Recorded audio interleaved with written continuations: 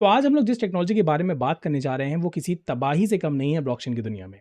क्योंकि इस टेक्नोलॉजी के थ्रू हम दुनिया भर की ब्लॉकचेन को आपस में यूनाइट कर पाएंगे और एक पावरफुल ब्लॉकचेन इकोसिस्टम क्रिएट कर पाएंगे। अभी तक क्या होता था कि जितनी भी हमारी ब्लॉकचेन्स थी वो इंडिविजुअल लेवल पे वर्क करती थी।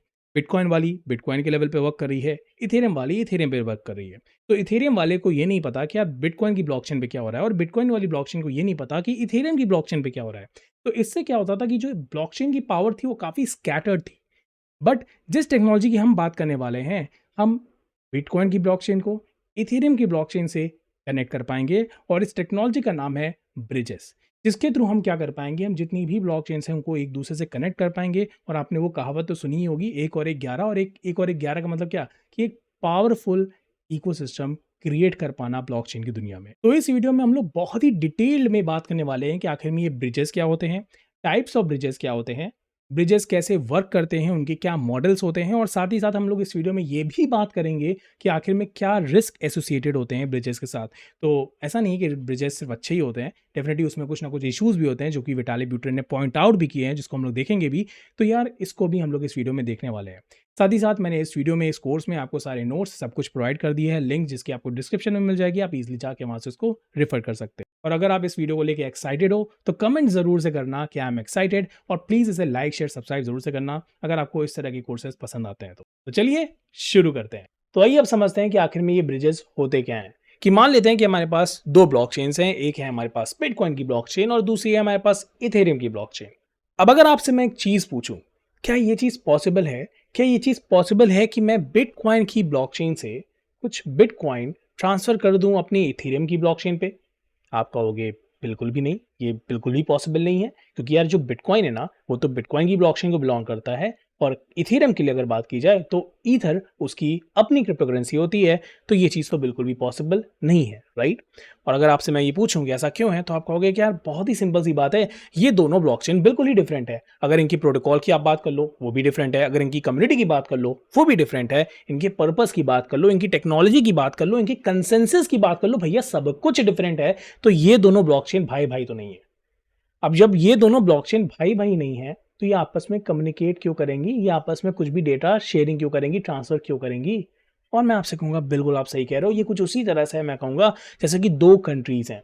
जैसे हमारे पास इंडिया है, हमारे पास यूएसए है, और इंडिया का अपना कल्चर है, पॉलिटिक्स है, ज्योग्राफी है, डेमोग्राफिक्स है, इकोनॉमी है। ठीक उसी तरह से यूएसए की भी अपनी कल्चर है, पॉलिटिक्स है, ज्योग्राफी है, डेमोग्राफिक्स है, और इकोनॉमी है। मतलब ये दोनों ही कंट्रीज एग्जिस्ट करती हैं आइसोलेटेड इन्वायरमेंट में, मतलब ये खुद में ही कंट्रीज हैं, और इनके बीच में एज सच कोई कम्युनिकेशन नहीं होता। मतलब होता है, बट ये दोनों दोनों आइसोलेटेड कंपनीज है, राइट, एक कंट्रीज है। ओके, तो सही बात है, ये चीज़ तो पॉसिबल रियल लाइफ में नहीं है। बट अगर मैं आपसे कहूँ कि अगर यहाँ पे हम लोग ब्रिजेस का यूज़ कर लें, अगर हम यहाँ पे ब्रिजेस का यूज़ कर लें, तो इस बिटकॉइन को मैं यहाँ से इस ब्रिज के थ्रू इस जगह से लाके इस जगह पे ड्रॉप कर सकता हूँ। तो क्या आप मेरी बात में मानोगे? अगर नहीं मानोगे यार मान लो, क्योंकि ऐसा पॉसिबल है। ऐसा पॉसिबल है कि आप बिटकॉइन की ब्लॉकचेन से बिटकॉइन उठा के इथेरियम की ब्लॉकचेन पे ट्रांसफर कर सको। और यही नहीं, अगर मान लो कि हमारे पास दो ब्लॉकचेन्स हैं जो अगेन मैं कहूँगा कि अपनी खुद की आइसोलेटेड इन्वायरमेंट में है, जैसे कि सोलाना की ब्लॉकचेन की बात की जाए और हमारी इथेरियम की ब्लॉकचेन की बात की जाए, जिनका अपना खुद का एक आइसोलेटेड इन्वायरमेंट में आपस में ही, मतलब अपने में ही वो काम करती हैं। जैसे कि इथेरियम की ब्लॉकचेन को ये नहीं पता कि सोलाना क्या कर रही है, और सोलाना की ब्लॉकचेन को ये नहीं पता कि इथेरियम क्या कर रहा है। उनको ये सब कुछ भी नहीं पता, उनको बस एक चीज़ पता है कि भैया मेरे सराउंडिंग में क्या हो रहा है, राइट? और लेट्स से कि आप एक डैप लॉन्च करते हो सोलाना ब्लॉकचेन पे, और आप एक डैप लॉन्च करते हो इथेरियम ब्लॉकचेन पे, और आप चाहते हो कि यार ये दोनों ना एप्लीकेशंस आपस में बात कर सकें, आपस में ये दोनों डिसेंट्रलाइज्ड एप्लीकेशन आपस में बात कर सकें। क्योंकि भाई सीधी सी बात है ना, आपने कोई एप्लीकेशन बनाई तो आप थोड़ी चाहोगे कि वो लिमिटेड रहे सिर्फ सोलाना वाले लोगों के लिए, और वो लिमिटेड रहे सिर्फ इथेरियम वाले लोगों के लिए। आप बिल्कुल चाहोगे कि यार ये जो एप्लीकेशन आपने बनाई है ये पूरी दुनिया यूज कर सके, ताकि आपको थोड़ा ज्यादा बेनिफिट हो, ज्यादा लोग उसको यूज कर सके, राइट? बट विदाउट ब्रिज ये चीज बिल्कुल भी पॉसिबल नहीं है। क्योंकि अगेन वही वाली बात आ जाती है कि ये इसका सोलाना का अपना खुद का प्रोटोकॉल है, इथेरियम का ये अपने खुद का प्रोटोकॉल है। अगर आप ये इंटरनेट की दुनिया की बात करो, इंटरनेट वर्ल्ड की बात करो, तो वहाँ पे भैया सारे एडजस्टमेंट इस तरह से किए गए हैं कि कोई 2 एप्लीकेशन जो कि इंटरनेट पे रन कर रही हैं, वो आपस में बातचीत कर सकती हैं। तो उनके लिए इस तरह से प्रोटोकॉल डिज़ाइन किए गए हैं, एचटीटीपी प्रोटोकॉल है, टीसीपी/आईपी प्रोटोकॉल है और उस तरह से डिज़ाइन किया गया है इंटरनेट को कि कोई भी एप्लीकेशन जो इंटरनेट पे इधर रन कर रही है, उधर रन कर रही है, कहीं पे भी रन कर रही है, वो आपस में बातचीत कर सकते हैं, वो डेटा ट्रांसफर कर सकते हैं। इंस्टाग्राम, फेसबुक से कनेक्ट कर सकता है, फेसबुक व्हाट्सएप से कनेक्ट कर सकता है। मतलब ये डिफरेंट डिफरेंट एप्लीकेशंस आपस में कनेक्ट कर सकती हैं अगर आप इंटरनेट की दुनिया की बात करो। तो इससे क्या होता है कि उनकी रीच बढ़ जाती है। बट अगर हम ब्लॉकचेन की दुनिया की बात करें तो ये चीज़ पॉसिबल नहीं हो पाती है, इनके बीच में जो डेटा ट्रांसफर है वो नहीं हो पाता है। But again with the help of bridges मैं कहूँगा कि ये चीज़ फिर से पॉसिबल हो पाती है। ब्रिजेस का यूज़ करके आप 2 आइसोलेटेड एनवायरनमेंट में 2 ब्लॉकचेन जो कि एकदम अलग-अलग जगह पे वर्क कर रही हैं, उनके बीच में कम्युनिकेशन करा सकते हो। So this is the power of bridges. तो अब ये ब्रिजेस होते क्या हैं, अब इसके बारे में बात करते हैं। तो ब्रिजेस की अगर डेफिनेशन देखी जाए तो bridges are a type of technology that is being used to solve the interoperability issue in the blockchain. तो यार अगर एक सिंपल सी भाषा में बात की जाए, एकदम सीधे शब्दों में बात की जाए कि ब्रिजेस आखिर में कर क्या रहे हैं, तो ये जो इंटरऑपरेबिलिटी वाली इशू थी, इंटरऑपरेबिलिटी मतलब कि 2 ब्लॉकचेन्स के बीच में ये जो कम्युनिकेशन वाली चीज़ थी, इसको ये सॉल्व कर रहे हैं ताकि 2 ब्लॉकचेन्स के बीच में कम्युनिकेशन हो सके। यही अगर एक सिंगल लाइफ डेफिनेशन कहनी हो तो यही होगी। Interoperability refers to the ability of different blockchains to communicate and transfer value with each other. जब हम कह रहे हैं वैल्यू, तो वैल्यू का मतलब है कि हमारे पास हो सकता है एनएफटीज हो, हमारे पास हो सकता है डिफरेंट तरह के टोकन्स हो सकता है हमारे पास कुछ गेमिंग एसेट्स हो। तो ये तो हम ट्रांसफर कर ही सकते हैं, साथ ही साथ उनके साथ 2 ब्लॉकचेन्स आपस में कम्युनिकेट भी कर सकती हैं using bridges. Then blockchain bridges work just like the bridges we know in the physical world। मतलब जैसे आपके फिजिकल वर्ल्ड में 2 डिफरेंट आप सिटीज़ को कनेक्ट कर सकते हो, 2 डिफरेंट एरियाज को कनेक्ट कर सकते हो, ठीक उसी तरह से ब्रिजेस का यूज़ करके आप 2 ब्लॉकचेन्स को कनेक्ट कर सकते हो।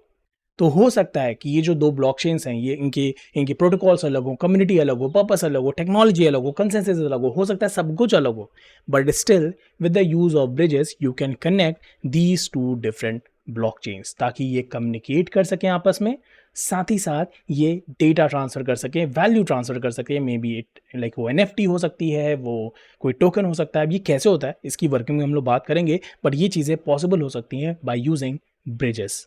और मैंने नोट्स के लिए आपके साथ ये सारी पीडीएफ्स मतलब शेयर कर दी हैं, तो अगर आपको थोड़ा और डिटेल में जानना है, इंटरनेट कैसे वर्क करता है, इथेरियम प्रोटोकॉल है, ब्लॉकचेन है, तो इस तरह की सारी इन्फॉर्मेशन आपको नोट्स में मिल जाएगी। तो आप लोग वो नोट्स रेफर कर सकते हो, डिस्क्रिप्शन में मैं इसकी लिंक आपके साथ शेयर कर दूंगा। तो आइए अब बात करते हैं बेनिफिट्स ऑफ ब्रिजेस की। तो ये तो हमने समझ लिया कि ब्रिजेस की इंपॉर्टेंस क्या है, कि 2 ब्लॉकचेन के बीच में कम्युनिकेशन करना हो, 2 ब्लॉकचेन के बीच में वैल्यू ट्रांसफर करनी हो, वहाँ पे ब्रिजेस का काम होता है। अब इसके बेनिफिट्स क्या होते हैं, इससे हमें फ़ायदे क्या होते हैं, इसको समझते हैं। तो यार सबसे पहला फ़ायदा जो हमें यहाँ पे मिलता है ब्रिजेस का यूज़ करके, वो है इंक्रीज्ड लिक्विडिटी। इसको एक एग्जांपल के थ्रू समझते हैं। तो हो सकता है कि आपने क्या किया, सोलाना की ब्लॉकचेन पे, जो कि एक अपनी खुद की ब्लॉकचेन है, वहाँ पे आपने एक एनएफटी बनाई, आपने एक एनएफटी मिंट की जो कि सोलाना की ब्लॉकचेन पे है, ठीक है। बट हो सकता है कि आपको वहाँ पे ज़्यादा कस्टमर्स नहीं मिल रहे हैं। हो सकता है कि सोलाना की ब्लॉकचेन की, सोलाना की कम्युनिटी में बहुत ज़्यादा लोग नहीं हैं जो कि आपकी सोलाना की एनएफटी को खरीदें। तो इस केस में आप क्या कर सकते हो, इस केस में आप ब्रिजेस का यूज़ करके अपनी एनएफटी को ट्रांसफ़र कर सकते हो इथेरियम की ब्लॉकचेन पे, ताकि वो इथेरियम के मार्केट प्लेस में अवेलेबल हो जाए, और ताकि वहाँ पे जिसके पास भी मतलब इथेरियम की कम्युनिटी में जो लोग हैं जिनको बाय करना है, वो इसको फिर वहाँ से बाय कर सकते हैं। अभी तक क्या था, वो एनएफटी लिमिटेड थी एक पर्टिकुलर ब्लॉकचेन पे, अब वो एनएफटी लिमिटेड नहीं है, वो एनएफटी हर जगह अवेलेबल है, तो वो ज़्यादा ईजिली लिक्विडेट हो सकती है। लिक्विडेट का मतलब ये है कि आप उसको ईजिली सेल कर सकते हो, बिकॉज आपने इसकी रीच को बढ़ा दिया है। सेकेंड चीज़ है ग्रेटर एक्सेसिबिलिटी। तो यार होता क्या था कि जब भी लोग ब्लॉकचेन की दुनिया में, क्रिप्टो करेंसी की दुनिया में आते थे, तो ज़्यादातर वो लोग बिटकॉइन से शुरुआत करते थे।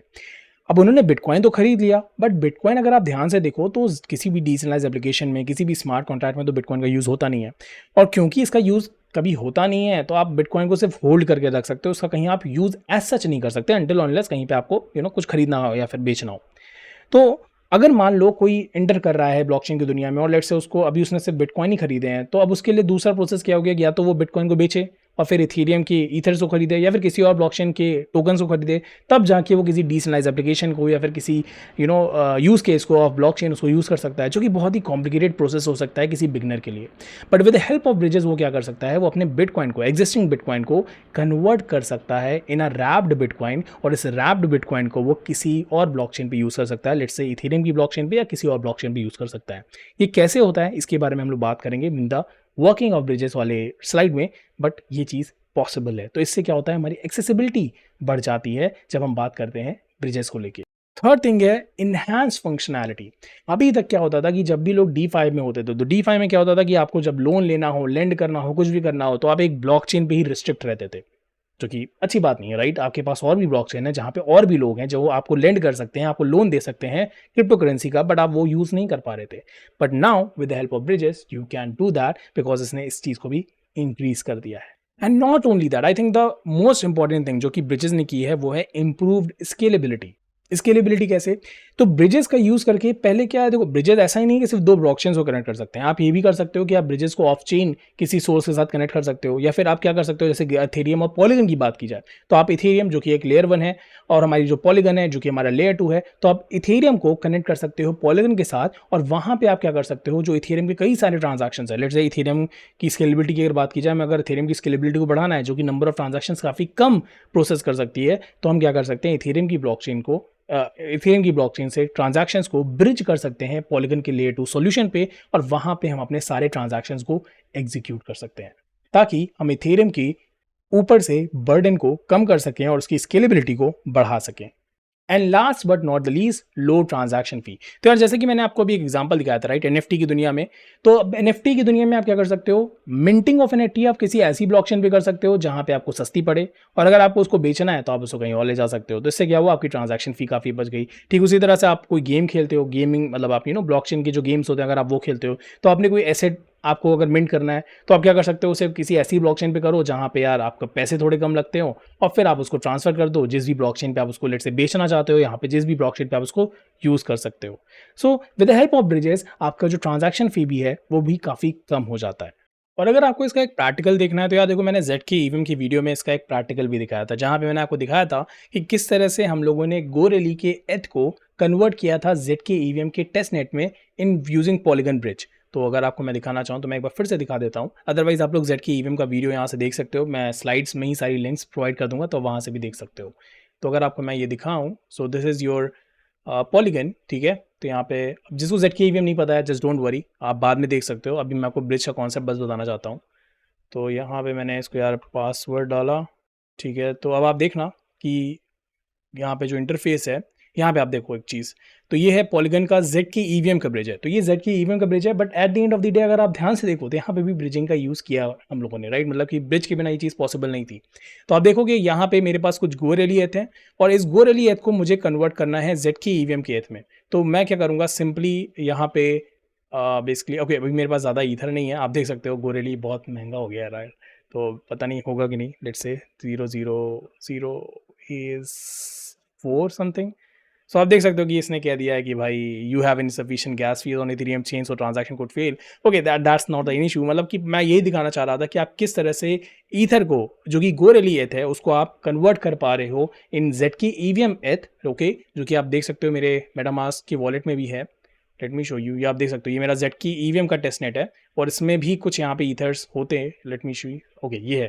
तो आप देख सकते हो ये मेरे जेड की ईवीएम के एथ है। तो ये चीज़ मैंने कैसे की थी, मैंने गोरेली एथ को ब्रिज किया था जेड के ईवीएम टेस्टनेट के ऊपर, ताकि मैं गोरेली एथ को कन्वर्ट कर सकूं जेड के ईवीएम ईथर कह लो या फिर क्रिप्टो कह लो, कुछ भी चाहे वो कह लो। तो ये चीज़ भी हम लोगों ने प्रैक्टिकली देखी थी जेड के ईवीएम की वीडियो में, अगर आपको देखना है तो अगेन मैंने स्लाइड में लिंक शेयर कर दी है, तो आप वहाँ से देख सकते हो। अब हो सकता है कि आप लोगों के मन में एक क्वेश्चन हो, अगर नहीं है तो होना चाहिए था ये क्वेश्चन ये है कि यार देखो कि ब्रिजेस तो चलो ठीक है हम लोग यूज़ कर रहे हैं आज क्रिप्टो को एक जगह से दूसरी जगह किसी दूसरी ब्लॉकचेन पे सेंड करने के लिए, राइट, बट उससे पहले भी तो क्रिप्टो एक्सचेंजेस का यूज़ किया जाता था, जहाँ पे आप क्रिप्टो एक्सचेंजेस का यूज़ करते थे और बिटकॉइन दे देते थे क्रिप्टो एक्सचेंज को, और फिर क्रिप्टो एक्सचेंज आपको इथेरियम के ईथर दे देता था, और आपका काम तब भी हो जाता था, राइट।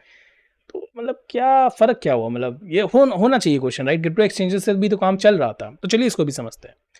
तो इसको समझते हैं with the help of currency exchange. तो पहले करेंसी एक्सचेंज को समझते हैं। तो लेट्स से हम बात करते हैं हमारे इंडिया की और हमारे यूएसए की, ठीक है। अब ये जो हमारा इंडिया है, अगर आप ध्यान से देखो, यहाँ पे भाई हैं, ये हमारे ट्रैवलर भाई हैं जो कि इंडिया से यूएसए जाना चाहते हैं और इनके पास कुछ रुपीज़ हैं। तो इन्होंने सोचा कि क्यों ना मैं ये रुपीज़ लेके यूएसए चला जाऊँ। पर आप भी जानते हो कि यार ये चीज़ पॉसिबल नहीं है, क्योंकि ये जो रुपीज़ हैं ये इंडिया की करेंसी है, तो ये चीज़ यहाँ पे तो रन नहीं कर पाएंगी, क्योंकि यूएसए की जो करेंसी है वो है डॉलर। तो ये चीज़ तो यहाँ पे वर्क नहीं करेगी, मतलब कि इंडियन रुपीज़ को लेके यूएसए की जगह पे नहीं जा सकते, right, and vice versa also, मतलब कोई यूएसए से डॉलर्स लेके इंडिया में नहीं चला सकता। तो इसके लिए इन भाई साहब को क्या करना पड़ेगा, इन भाई साहब को इसके लिए क्या करना पड़ेगा, बैंक के पास जाना पड़ेगा या फिर कोई भी एक मीडिएटर के पास जाना पड़ेगा, जिसको ये क्या करेंगे, रुपीज़ देंगे, और फिर बैंक या फिर वो मीडिएटर इनको डॉलर्स देगा। Same goes for USA as well. अगर यूएसए का भी कोई यहाँ पे ट्रैवलर है, आप देख सकते हो यहाँ पे अगर यूएसए का कोई ट्रैवलर है, तो इसको भी भाई साहब अगर कहीं जाना है लेट्स से, तो इसको भी क्या करना पड़ेगा, अपने डॉलर्स को देना पड़ेगा बैंक को, और बैंक इनको फिर क्या देगा, रुपीज़ देगा, तभी ये ट्रांजैक्शन हो पाएगा, राइट। मतलब कि इंडिया वाले यूएसए में रह पाएंगे और यूएसए वाले इंडिया में रह पाएंगे। बट इस चीज़ को करते हुए इसमें फ़ायदा क्या हो रहा है, इसमें फ़ायदा मतलब बैंक को क्या फ़ायदा हो रहा है, इसमें फ़ायदा हो रहा है बैंक को कि बैंक को यहाँ पे कमीशन मिल रहा है। और एक चीज़ और आप यहाँ पे ध्यान देखोगे तो ये थोड़ा-सा मैं कहूँगा स्लाइटली कॉम्प्लिकेटेड प्रोसेस है। आपको ये देना है, वहाँ से बैंक चेक करेगा and all those things, documentation and फलाना-ढमकाना, तब जाके ये सारा काम होगा और पैसे भी लगेंगे, right? Same goes for crypto currency exchange as well. तो मान लो कि आप क्रिप्टो करेंसी यूज़ करना चाहते हो, फॉर एग्जांपल बिटकॉइन की ब्लॉकचेन आपके पास, और आप चाहते हो कि मैं इथेरियम की ब्लॉकचेन पे बिटकॉइन ट्रांसफ़र कर दूँ, फेंक के मार दूँ वहाँ पे। तो अगेन वो चीज़ पॉसिबल नहीं होगी। आपको क्या करना पड़ेगा, अपने बिटकॉइन को पहले क्रिप्टो एक्सचेंज को देना पड़ेगा, और क्रिप्टो एक्सचेंज उसके मतलब बदले में आपको कुछ ईथर्स देगा, और उस ईथर को फिर आप यूज़ कर पाओगे इथेरियम की ब्लॉकचेन पे। Again this is a very complicated process, जहाँ पे आपको क्रिप्टो करेंसी एक्सचेंजेस को कमीशन भी देना पड़ेगा, और ये थोड़ा सा कॉम्प्लिकेटेड प्रोसेस है। तो डेफिनेटली पहले ये चीज़ भी हो सकती थी, मतलब बिना ब्रिजेस के भी। अगर आप देखो, मैं ये नहीं कह रहा कि crypto currency exchanges bridges use नहीं कर रहा, बिल्कुल ये मत समझिएगा। मैं ये कहना चाह रहा हूँ कि ब्रिजेस के बिना भी ये चीज़ पॉसिबल थी, जहाँ पे आप बाय करते, सेल करते, फिर बाय करते, फिर सेल करते, जो कि एक कॉम्प्लिकेटेड प्रोसेस होता। बट ब्रिजेस के थ्रू ये सारी चीज़ें तुरंत से हो जाती है। जैसे कि हम लोगों ने जेड की ईवीएम वाले ब्रिज में देखा था, वहाँ पे भी हमने क्या किया, हमने सिर्फ गोरेली एथ को लिया, गोरेली एथ को एंटर किया, और बस हमने पॉलीगन की एक फ्री सर्विस का, मतलब डेफिनेटली ट्रांजैक्शन फी तो हमें देनी पड़ेगी, बट पॉलीगन में हमने ईथर डाले और उसने हमें क्या किया, जेड की ईवीएम के एथ दे दिए, और हमारा काम तुरंत से बन गया। Okay, so this is the beauty of bridges. तो आइए बात करते हैं हमारे टाइप्स ऑफ ब्रिजेस के बारे में, और फिर हम लोग बात करेंगे वर्किंग ऑफ ब्रिजेस के बारे में। तो बेसिकली हमारे पास दो तरह के ब्रिजेस होते हैं, एक होता है हमारा कस्टोडियल ब्रिज और दूसरा होता है हमारा non custodial bridge. Custodial bridge से आप समझ सकते हो कि ये हमारा वो ब्रिज है जो कि मतलब इंटरमीडियरी की ज़रूरत होती है, जिसमें कि सेंट्रलाइजेशन इन्वॉल्व होता है। जबकि नॉन कस्टोडियल ब्रिज हमारा वो ब्रिज होता है जहाँ पे हम लोग डिसेंट्रलाइजेशन का यूज़ करते हैं, जहाँ पे हम लोग स्मार्ट कॉन्ट्रैक्ट का यूज़ करते हैं, क्रिप्टोग्राफी का यूज़ करते हैं, ताकि हम अपने ब्रिज को वर्क करा सकें। तो आप देख सकते हो कि custodial bridges involves an intermediary और a custodian who holds the assets being transferred on behalf of the user. जबकि नॉन कस्टोडियल ब्रिज में आपके पास पूरा कंट्रोल होता है। पूरा कंट्रोल क्यों? क्योंकि यहाँ पे कोई भी थर्ड पार्टी नहीं है। आपने क्रिप्टो को किसको ट्रांसफर किया? इस स्मार्ट कॉन्ट्रैक्ट को ट्रांसफर किया, और फिर स्मार्ट कॉन्ट्रैक्ट मैजिक के थ्रू आपके बिटकॉइन को लेट्स से ईथर में कन्वर्ट कर देगा, और फिर वो इथेरियम की ब्लॉकचेन पे भेज देगा। बट ये अभी हम लोग इसके बारे में डिस्कस करेंगे, ठीक है। मैजिक नहीं होता है वैसे, पता चला आपने कहा मैजिक कैसे हो गया ये। Okay, and now second thing क्या है कि कस्टोडियल ब्रिज ऐसे ब्रिजेस होते हैं जो कि आपको ज़्यादा सिंप्लिसिटी ऑफर करते हैं। सिंप्लिसिटी जो क्या है कि आप देखो, यहाँ पे एक थर्ड पार्टी इन्वॉल्व है, एक मीडिएटर इन्वॉल्व है, जो कि सारे प्रोसेसेस को आपके लिए ईजी बना रहा है, क्योंकि आप एक तरह से अपना कंट्रोल किसको दे रहे हो, आप अपना कंट्रोल, अपनी क्रिप्टो करेंसी का कंट्रोल इस थर्ड पार्टी को दे रहे हो, और ये कंट्रोल करने वाला है सब कुछ। तो सीधी सी बात है, ये थोड़ा इजी पड़ेगा, क्योंकि आपने अपना बर्डन सारा इस थर्ड पार्टी को दे दिया है। तो ये इसलिए बहुत इंपॉर्टेंट हो जाता है कि ये थर्ड पार्टी एक ट्रस्टवर्दी थर्ड पार्टी हो। वहीं पर अगर आपने एक नॉन कस्टोडियल ब्रिज के बारे में बात करो, तो यहाँ पे आपको सिक्योरिटी ज़्यादा मिलेगी, ट्रस्ट ज़्यादा मिलेगा। क्यों? क्योंकि यहाँ पे स्मार्ट कॉन्ट्रैक्ट का इन्वॉल्वमेंट है, यहाँ पे डिसेंट्रलाइजेशन का इन्वॉल्वमेंट है। तो इसलिए ये थोड़ा सा कॉम्प्लेक्स हो सकता है उन लोगों के लिए जो थोड़े से टेक्निकल बैकग्राउंड से उतने नहीं है, ठीक है। तो ये दोनों हमारे टाइप्स होते हैं। ऐसे तो ब्रिजेस के और भी डिफरेंट टाइप्स होते हैं, जैसे आपका डायरेक्शनल में होता है, मतलब डायरेक्शन वाइज होता है, एक यूनी डायरेक्शनल होता है, एक बाई डायरेक्शनल होता है। बट इन सारी चीज़ों के बारे में हम लोग डेप्थ में बात कभी किसी और वीडियो में करेंगे। अभी के लिए इतना जानना काफ़ी है कि टाइप्स ऑफ ब्रिजेस में क्या होते हैं। और अगर बात की जाए एग्जाम्पल के बारे में, तो कस्टोडियल ब्रिज का एग्जाम्पल है हमारा रैप्ड बिटकॉइन, और हमारे नॉन कस्टोडियल ब्रिज का एग्जाम्पल है the the Thor chain net. तो आइए बात करते हैं ब्रिजेस की वर्किंग के बारे में। और ब्रिजेस की वर्किंग हम लोग बात करेंगे किस रेफरेंस में, हम लोग बात करेंगे ब्रिजेस के क्रॉस चेन टोकन ट्रांसफर के रेफरेंस में। मतलब कि किस तरह से दो ब्लॉकचेन से बीच में आप टोकन को ट्रांसफर कर सकते हो, क्रिप्टो करेंसी को ट्रांसफर कर सकते हो। जैसे कि अगर मेरे पास एक बिटकॉइन की ब्लॉकचेन है, अगर मुझे बिटकॉइन की ब्लॉकचेन से बिटकॉइन को ट्रांसफर करना है इथेरियम की ब्लॉकचेन पे, तो ये चीज़ कैसे हो सकती है with the help of bridges, इसकी वर्किंग को समझते हैं। तो अगर इसकी वर्किंग की बात की जाए उससे पहले हमें ये समझना होगा कि इसके बहुत सारे मॉडल्स होते हैं। मतलब बहुत सारे मॉडल्स में जैसे कि आपका लॉक एंड मिंट मॉडल होता है, फेडरेटेड ब्रिज मॉडल होता है, थ्रेशोल्ड सिग्नेचर मॉडल होता है, साइड चेन मॉडल होता है, एटॉमिक स्वैप मॉडल होता है। तो आप देख सकते हो कि इसके बहुत सारे मॉडल्स हैं और हर एक मॉडल की अपनी अपनी एक वर्किंग होती है।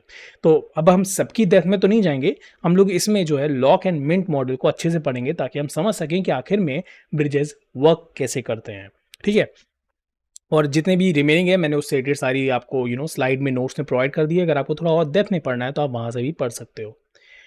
तो अब लेते हैं example of lock and mint model कि कैसे एक्चुअली में ये वर्क करता है। तो मान लेते हैं कि हमारे पास है भैया चिंटू, और चिंटू को क्या करना है, बिटकॉइन को ट्रांसफर करना है इथेरियम की ब्लॉकचेन पे, जो कि आपको भी पता है, मुझे भी पता है, पॉसिबल नहीं है एक रियल वर्ल्ड में, क्योंकि भाई सीधी सी बात है, बिटकॉइन बिटकॉइन की ब्लॉकचेन को बिलोंग करता है और इथेरियम ब्लॉकचेन की अपनी खुद की क्रिप्टो करेंसी है जिसे हम ईथर कहते हैं। तो अब ये चीज कैसे होगी? तो यहां पे चिंटू क्या करेगा, यहां पे चिंटू अपने बिटकॉइन को ट्रांसफर करेगा ब्रिज के पास। अब ये ब्रिज आइदर कस्टोडियल हो सकता है या फिर एक नॉन कस्टोडियल ब्रिज हो सकता है, कोई भी तरह का ये ब्रिज हो सकता है। तो चिंटू अपने बिटकॉइन को ब्रिज के पास भेजेगा। इस प्रोसेस को, जहां पे चिंटू ने अपने बिटकॉइन को ब्रिज के पास भेज दिया, इस प्रोसेस को कहा जाता है लॉक फेज। प्रोसेस कह लो या फेज कह लो, तो इसे कहा जाता है लॉक फेज। लॉक फेज क्यों कहा जाता है? क्योंकि चिंटू ने अपने पास से बिटकॉइन को निकाला, अपने वॉलेट से निकाला, जो कि हमारे बिटकॉइन की ब्लॉकचेन भी था, और फिर इसको ट्रांसफर कर दिया, हमारे ब्रिज के पास। तो जब उसने इसको ब्रिज को ट्रांसफर कर दिया, तो अब उसकी क्रिप्टो करेंसी किसके पास आ गई? चिंटू की क्रिप्टो करेंसी आ गई हमारे ब्रिज के पास। और इसीलिए इसे कहा जाता है लॉक। मतलब कि आपने अपनी बिटकॉइन को एक तरह से लॉक कर दिया है। कहां पे लॉक कर दिया है? अपने ब्रिज के पास लॉक कर दिया है। अब जैसे ही ये बिटकॉइन हमारे ब्रिज के पास आते हैं, तो अब ब्रिज क्या करता है, इस बिटकॉइन को कन्वर्ट करता है। किस में कन्वर्ट करता है? ब्रिज हमारा इस बिटकॉइन को एक तरह से आप कह सकते हो कन्वर्ट करता है, या फिर इस बिटकॉइन के रिगार्डिंग, मतलब इस बिटकॉइन के करस्पॉन्डिंग एक दूसरा, आप कह सकते हो बिटकॉइन बनाता है, या फिर आप कह सकते हो एक दूसरी तरह की क्रिप्टो करेंसी बनाता है, जिसे हम कह सकते हैं WBTC, या फिर हम कह सकते हैं रैप्ड बिटकॉइन। अब ये जो रैप्ड बिटकॉइन है, ये just like your ERC20 token है। ERC20 टोकन का मतलब यहाँ पे मैं ये बस कहना चाह रहा हूँ कि मतलब जिस तरह से आप ERC20 टोकन को आराम से ट्रांसफर कर सकते हो इथेरियम की ब्लॉकचेन पे, उसी तरह से आप इस WBTC को भी आराम से ट्रांसफर कर सकते हो इथेरियम की ब्लॉकचेन पे। मतलब ये जो नॉर्मल से दिखने वाला बिटकॉइन था, जो कि सिर्फ अभी तक बिटकॉइन की ब्लॉकचेन पे ही रन कर सकता था, अब वो WBTC बन चुका है, और ये WBTC आप आराम से इथेरियम की ब्लॉकचेन पे भी भेज सकते हो। और इस फेज को कहा जाता है मिंट फेज। मिंट क्यों? एक तरह से आप, ब्रिज ने क्या किया, इस फेज में ब्रिज ने आपके लिए एक तरह से नई क्रिप्टो करेंसी का इन्वेंशन किया, और ये जो नई क्रिप्टो करेंसी है, ये क्या है? WBTC है। और ये WBTC को अब आराम से आप इथेरियम की ब्लॉकचेन पे ट्रांसफर कर सकते हो। ओके, और जैसे ही ये WBTC बनता है, तो हमारे ये जो ब्रिज है, ये WBTC ट्रांसफर कर देता है चिंटू को, और अब चिंटू इस WBTC को आराम से भेज सकता है इथेरियम की ब्लॉकचेन पे। लेट्स से अगर इसको कोई डिसेंट्रलाइज्ड एप्लीकेशन रन करनी थी, वो भी रन कर सकता है, सब कुछ कर सकता है, जैसे कि एक नॉर्मल इथेरियम की ब्लॉकचेन पे किया जाता है यूजिंग योर ERC20 टोकन। तो ये पावर होती है आपके ब्रिजेस की, और यही ब्रिजेस एक्चुअली में करते हैं। ये आपके क्रिप्टो करेंसी को एक तरह से रैप वैप करके उसको उस ब्लॉकचेन, उस टारगेट ब्लॉकचेन के ही क्रिप्टो करेंसी की तरह बना देते हैं। ठीक है, और इसका रिवर्स प्रोसेस भी पॉसिबल है। रिवर्स प्रोसेस का मतलब है कि जब चिंटू को लगा कि यार ठीक है, मैंने लेट से 5 बिटकॉइन के WBTC बनवाए थे, बट मुझे ज़रूरत पड़ी सिर्फ 4 WBTC की, तो मैं इस 1 WBTC को वापस से भेज दूंगा ब्रिज के पास, और ब्रिज क्या करेगा, मुझे उसके इक्विवेलेंट वापस से बिटकॉइन वापस कर देगा। और इस फेज को कहा जाता है बर्न फेज, क्योंकि एक तरह से आपने WBTC को बर्न कर दिया और फिर बिटकॉइन को भेज दिया चिंटू के पास। And this is how your lock and mint model actually works, and this is how your bridge works using the lock and mint model. Again if you want to learn more about this in depth, मतलब कि मैंने depth नहीं बताया, but still अगर आपको थोड़ा read करना है, तो यहाँ पे मैंने इसको स्लाइड के फॉर्मेट में प्रोवाइड कर दिया है, अब इसको बाद में रीड कर सकते हो। तो यार देखो, ब्रिजेस हैं तो बहुत ही बढ़िया चीज़, बट स्टिल इनको आराम से हैक किया जा सकता है, because at the end of the day bridge है क्या? या तो ये कोई कस्टोडियल मॉडल है, मतलब कस्टोडियल टाइप का है, जहाँ पे कोई इंटरमीडियरी है, उसको हैक किया जा सकता है, या तो ये कोई स्मार्ट कॉन्ट्रैक्ट है, अगेन इसको भी हैक किया जा सकता है।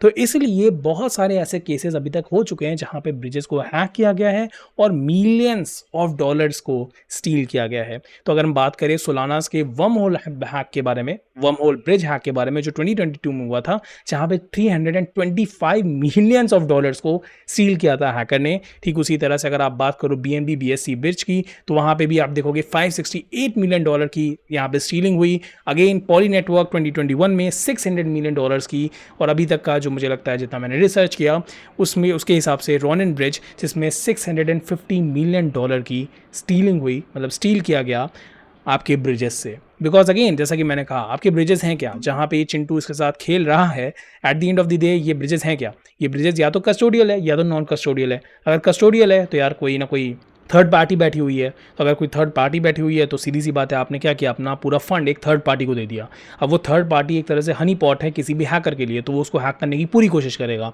और अगर आप बात करो नॉन कस्टोडियल मॉडल की, तो डेफिनेटली आप वहाँ पे स्मार्ट कॉन्ट्रैक्ट यूज़ करते हो, क्रिप्टोग्राफी यूज़ करते हो, बट हमें भी पता है कि स्मार्ट कॉन्ट्रैक्ट में अगर कोई भी बग आ गया, गेम ओवर। तो ये वाली प्रॉब्लम होती है जब भी हम ब्रिजेस को यूज़ करते हैं। तो अगर हम बात करें रिस्क जो भी एसोसिएटेड होता है ब्रिजेस के साथ, तो अगर आप लेट्स से क्रिप्टो ट्रेडिंग करते हो या कुछ भी क्रिप्टो करेंसी में करते हो, अगर आप सोच रहे हो कि मैं ब्रिजेस का यूज़ करने वाला हूँ, तो यार पहले रिस्क को समझ लेना कि आखिर में ब्रिजेस को यूज़ करने का रिस्क क्या है।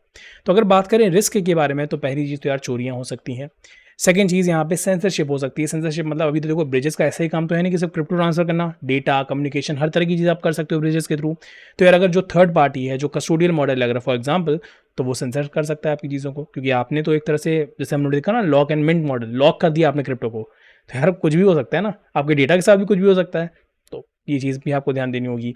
साथ ही साथ स्मार्ट कॉन्ट्रैक्ट में बग्स हो सकते हैं, तो आपको बहुत ही ध्यान देना होगा कि यार जिस कंपनी पे आप ट्रस्ट कर रहे हो, जिस कंपनी के ब्रिजेस को आप ट्रस्ट कर रहे हो सकता है मतलब कम्युनिटी कह लो, तो उन्होंने कोई स्मार्ट कॉन्ट्रैक्ट बनाया है, तो आपको पता होना चाहिए कि यार वो स्मार्ट कॉन्ट्रैक्ट सब सही से रन कर रहा है कि नहीं कर रहा है। एंड नेटवर्क रिस्क, सीधी सी बात है यार, देखो नेटवर्क रिस्क का क्या मतलब है कि यार आपने अपनी सारी क्रिप्टो एक ब्रिज में डाल दी, ब्रिज भी क्या है at the end of the day, तो उस क्रिप्टो को कुछ ना कुछ तो कर रहा है ना, तो प्रोसेसिंग तो कर रहा है। अगर उस ब्रिज के बाद बहुत सारी रिक्वेस्ट आ गई, तो ब्रिज क्या हो जाएगा, इनकेपेबल हो जाएगा। अगर ब्रिज ही इनकेपेबल हो गया, कोलैप्स कर गया, तो गेम ओवर, ब्रिजेस पे ही आपकी क्रिप्टो रह जाएगी। तो ये तरह के इशू ना हो, तो ये भी चीज़ें आपको थोड़ा ध्यान देनी पड़ती हैं। And last but not the list, liquidity risk. यार देखो ब्रिजेस को ऑपरेट करने के लिए भी क्रिप्टो चाहिए, राइट?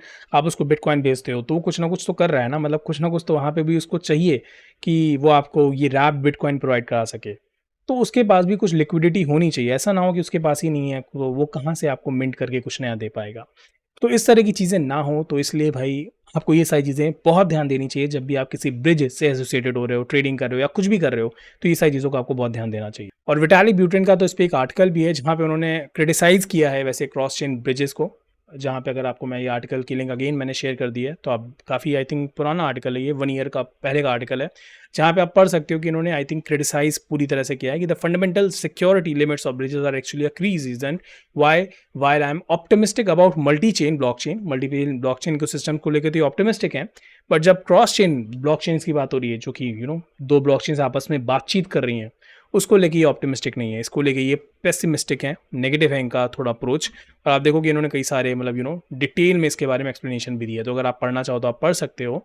और इन्होंने अटैक्स और सारी चीज़ों के बारे में बताया, तो आप देख सकते हो कि यहाँ पे at the end of the day I think मैंने पढ़ा था कहीं, ओके वेयर इज दिस, तो इन्होंने हाँ यहाँ पे देखिए बोला है कि जैसे जैसे आप क्रॉस चेन ब्रिजेस का ज़्यादा यूज़ करते जाओगे, तो प्रॉब्लम और भी वर्स हो जाएगी, अटैक्स ज़्यादा होने लगेंगे, बिकॉज आप ब्रिज का यूज़ कर रहे हो, राइट? एक थर्ड पार्टी कुछ भी हो सकता है जो, तो इस चीज़ को आपको ध्यान रखना है अगर आप इस तरह की चीज़ों का यूज़ करते हो। तो आप इस आर्टिकल को पढ़ सकते हो, अगेन ये भी चीज़ मैंने प्रेजेंटेशन में प्रोवाइड कर दी है, सारे नोट्स सब कुछ आपको यहाँ पे मिल जाएंगे, मैंने जिस चीज़ को भी रेफरेंस किया है उसकी भी रिगार्डिंग आपको सारी इन्फॉर्मेशन मिल जाएगी, सारे ब्लॉग्स मिल जाएंगे, अगर आपको डिटेल में पढ़ना है तो आप पढ़ सकते हो, ठीक है?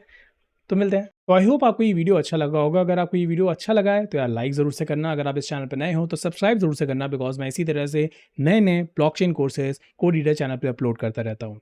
और अगर आपको ये वीडियो को लेके कुछ भी फीडबैक्स हैं तो यार कमेंट में ज़रूर से बताना, नोट्स डाउनलोड करना बिल्कुल मत भूलना। और अगर आपको ये कोर्स अच्छा लगा है तो आपको ये भी कोर्स पसंद आएगा जहाँ पे मैंने ब्लॉकचेन के बारे में पूरी एक ब्लॉकचेन बना के दिखाई है, और ये भी कोर्स आपको पसंद आएगा जहाँ पे मैंने स्मार्ट कॉन्ट्रैक्ट ऑडिटिंग के बारे में बात की है। तो चलिए मिलते हैं नेक्स्ट वीडियो में।